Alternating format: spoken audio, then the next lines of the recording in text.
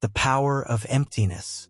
Deep in the eastern mountains, where the clouds brush the earth and the pines whisper secrets to the wind, lived an elderly master named Aiken.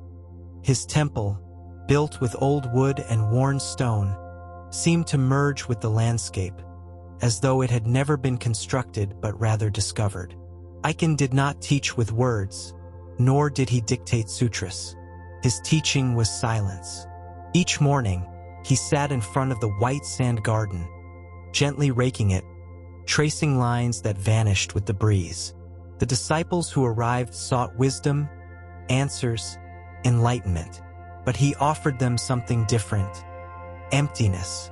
A young monk named Daigo arrived at the temple one winter night, his heart aflame with doubts and his mind overflowing with questions. "Master," he said, bowing deeply, "I have read all the sacred books. I have practiced meditation day and night, but I still feel that something is missing. What more must I learn?" Aiken slowly lifted his gaze, his eyes like calm lakes. He said nothing. He simply pointed to an empty cup on the table. Daigo furrowed his brow. "The cup?" The master nodded. Confused but obedient, Daigo sat before it. He waited. Nothing happened. The silence stretched so long that the crackling of the fire seemed like thunder. Finally, Daigo could not hold back. "What does this empty cup mean?" he asked. Without speaking, Aiken slowly poured tea into the cup, and when it was full, he continued pouring, letting the liquid overflow and spill across the table. Daigo jumped. "It's full. It can't hold any more." Aiken smiled for the first time. "Like your mind." Daigo fell silent, as though the spilled tea had also dampened his thoughts. The scene was simple, but within him, a deeper unease began to stir, greater than any doubt before. "Must I empty my mind to learn?" he asked, his voice quieter than before. Aiken did not answer. He simply stood, wrapped himself in his gray woolen cloak, and walked toward the forest path. Daigo followed, unsure whether it was a teaching or just a simple walk. The path was covered in fresh snow. Each step left a clear footprint, which was then erased by the wind. They walked in silence for a long time, until they reached a clearing where only one tree grew. It had no leaves, no flowers, no fruits. Its bark was rough and cracked. It seemed dead, yet somehow, it stood with dignity under the gray sky. Aiken stopped in front of the tree. "Do you see it as useless?" he asked suddenly. Daigo looked at him in surprise. He had not expected the master to speak. "It doesn't provide shade," the young man said. "No food, no shelter. It is empty." Aiken nodded. "And yet, because of its emptiness, it is not cut down. Because of its emptiness, no one claims it. It is free." The wind blew strongly between the bare branches. The tree creaked but did not fall. "Do you understand now, Daigo?" murmured the master. "What has no use is not coveted. What has no form cannot be captured. In emptiness resides true strength." They returned to the temple at dusk. The silence between them was no longer the same. It had become denser, more eloquent. Daigo felt something inside him beginning to crumble. Not a knowing, but the need to know. That night, while the other disciples meditated in the zendo, Aiken walked alone toward the oldest hall of the temple. Daigo, moved by a mixture of curiosity and respect, followed him at a distance. From the half-open door, he saw him kneel before an altar with no images, no statues, no lamps, only an empty space covered with dust and time. The master bowed deeply before that emptiness. Then, without looking back, he spoke. "For years, I believed that enlightenment was something to be attained, something to be conquered like a snow-capped peak. But the more I searched, the farther away it became." Daigo dared to enter. "And what did you find, master?" Aiken turned his head slightly, his eyes lost in the dimness. Nothing. There was a pause. The wind outside carried away the echo of that word. And in that nothing, I found everything, he continued. Emptiness is not absence. It is pure presence, without form, without limit. Only when I stopped trying to fill my life did I discover that it was already complete.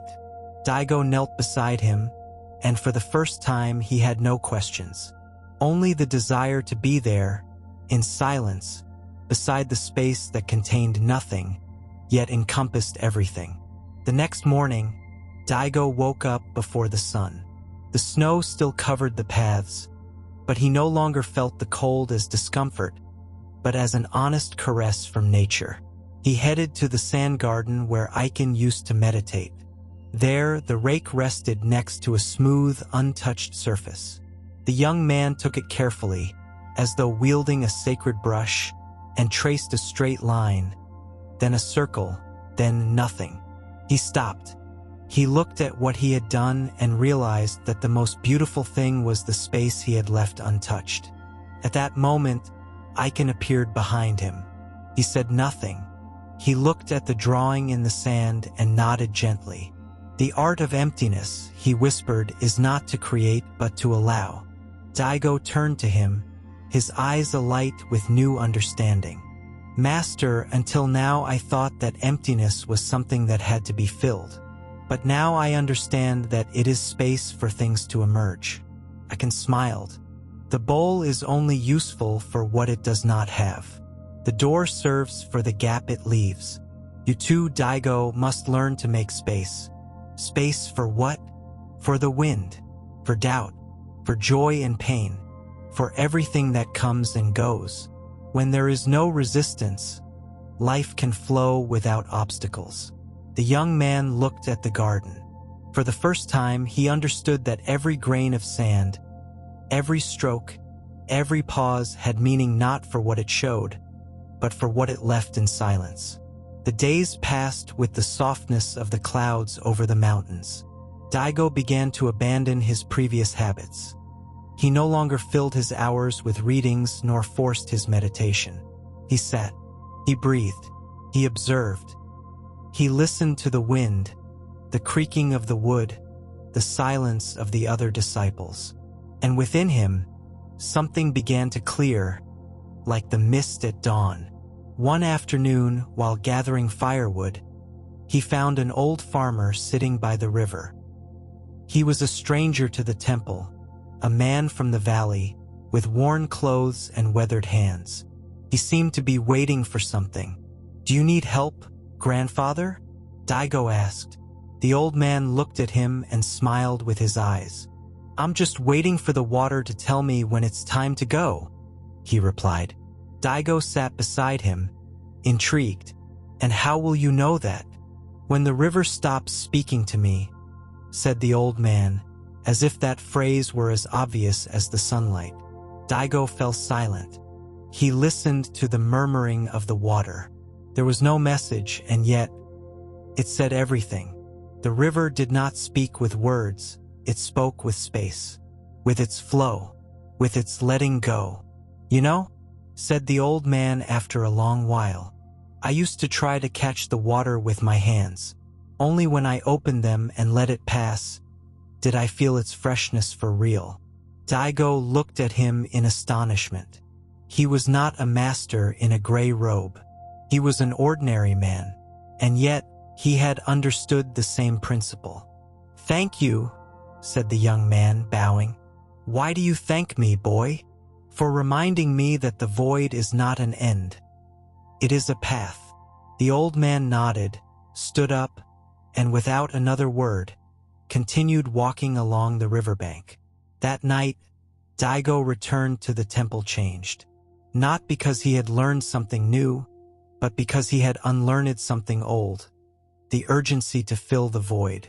He knelt before the bare altar. He did not ask, did not pray, did not seek. He simply stayed there, breathing, and in that effortless silence, he began to feel a peace that depended on nothing, as if an invisible door opened within him, connecting him to something that had always been there. Aiken, as if he knew, appeared behind him. "The void needs no explanation," he said softly. "Only recognition." Daigo did not respond. He simply nodded. Aiken sat next to him, crossed his legs, and together they looked at the altar that contained no idols, no sacred texts, no images. Only space, pure, unadorned. "Sometimes," continued the master, "those who come here expect us to give them an answer, but the true master is the void they find within when their questions dissolve." Daigo slowly turned his head. "Then, is the void the master?" Aiken closed his eyes with a smile. "The oldest, the wisest, the quietest, and the most compassionate, because it demands nothing." There was a long silence between them, the kind of silence that is not absence, but a sacred, dense, alive presence. In that moment, Daigo understood. There was nothing to search for, because what he sought was not something that could be found. It was that which remains when everything else disappears. With the passage of winter, Daigo began to let go of everything he once thought essential. He stopped counting the days. He stopped analyzing his thoughts.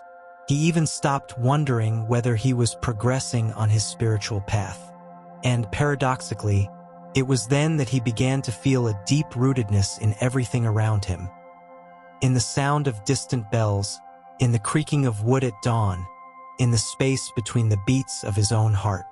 One morning, while sweeping the temple floor, a new disciple approached him. A young man with an anxious gaze and a notebook in his hand. "Brother," said the newcomer, "does Master Aiken teach any method? Does he have any special practice?" Daigo looked at him with tenderness. He saw himself in that face full of hunger to understand. "Yes," he replied. "He has a very rigorous method." "What is it?" asked the young man, bowing respectfully. Daigo lifted the broom and rested it against the wall. Then he stood completely still, staring at the space between two columns. Several minutes passed. The disciple began to fidget. "Is that the method?" Daigo nodded without turning. "B. Listen. Add nothing." The young man frowned.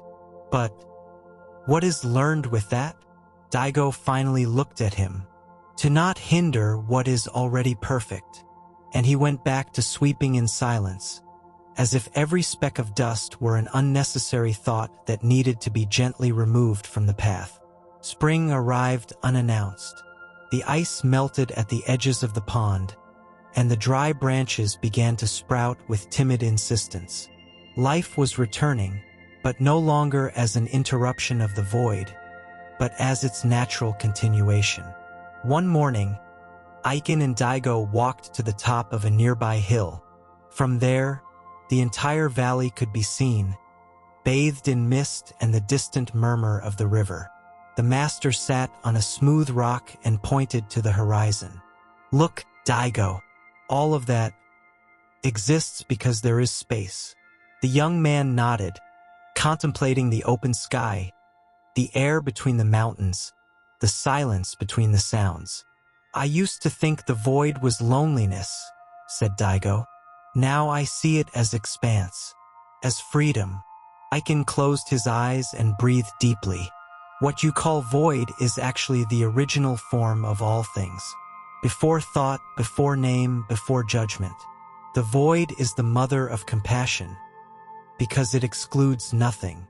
Daigo fell silent. The breeze caressed his face with the delicacy of something that does not need to be seen to be felt. "Master," he said after a moment, "how can I live in the world without losing this void?" Aiken slowly opened his eyes, as if awakening from a dream within another dream. "Do not lose it. Share it. Walk among men with a heart as open as the sky. Speak only when your words do not fill a space that is better left untouched. Do only what is necessary, and let the rest bloom by itself." Daigo felt that these words were not instructions. but a revelation. The void was not something he needed to protect. It was something he needed to offer. Soon after, Aiken gathered all the disciples in the zendo. The room was illuminated by the soft light of the sunset. No one knew why he had called them, as it was rare for the master to speak before everyone. Aiken looked at them one by one, unhurried, as if he were remembering the face of each leaf before the wind carried it away. "My time here ends," he said in a serene voice. "Like the cloud that disappears as it passes the mountain, my form will go. But what I have tried to show you does not depend on my presence." There was a soft murmur, like leaves falling. "Master, where will you go?" asked one of the disciples. Aiken smiled. "Nowhere. The void does not move. It just stops taking form." He then turned to Daigo, who remained silent, with his head bowed. "You have understood the essential without needing to grasp it. That is enough. Do not carry my name. Do not teach as I do. Just live as the space. Invisible, but always present." That night, the master left the temple without ceremony. No one saw him leave. They only found his robe folded next to the pond, and the rake resting on the sand garden, where the last stroke was nothing. An invisible stroke. An endless circle. The years passed. The temple remained standing, breathing among the moss and the sighs of the wind. Many disciples came and went, seeking answers, practices, paths. Some stayed. Others got lost. Daigo, however, remained, not as a master, not as a guide, but as space. He did not offer lessons, nor did he speak of enlightenment. He was simply present. He tended to the garden every morning. He shared tea without words. Sometimes, he simply sat by the pond, observing the reflection of the clouds moving aimlessly, like thoughts that do not need a destination. And curiously, those who came to the temple did not remember his teachings for what he said, but for what he did not say. One afternoon, a young monk, confused by his own efforts, asked him, "How do I know if I am progressing on the path?" Daigo looked at him tenderly, picked up an empty bowl, and placed it in front of him. "When you can see in this bowl not the absence of water, but the capacity to hold it, then you will know." The young man looked at him, initially puzzled. But then, something in his face softened. He lowered his gaze and smiled. Daigo said nothing more. He simply got up and walked away, leaving behind the bowl, the garden, and the void, which continued to speak through everything that needed no explanation. For in the invisible, in that which does not weigh or occupy, in that which no one can steal or imprison, there remains, silent and eternal, the power of the void.